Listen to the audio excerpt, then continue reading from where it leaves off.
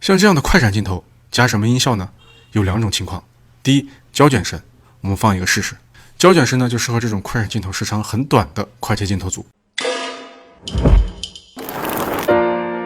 再看这个情况，每个镜头的时长呢比刚才那种长一点点，我们可以搭配 warp， 也就是扭曲或者 cinematic 开场的这种音效，这两种呢都比较适合带有速度感的快切镜头。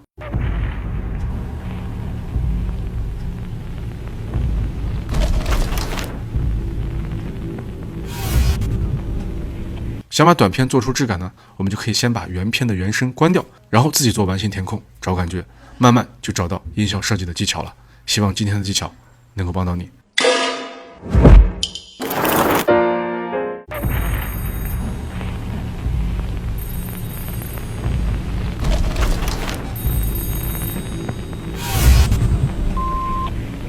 Hey, sorry I missed you.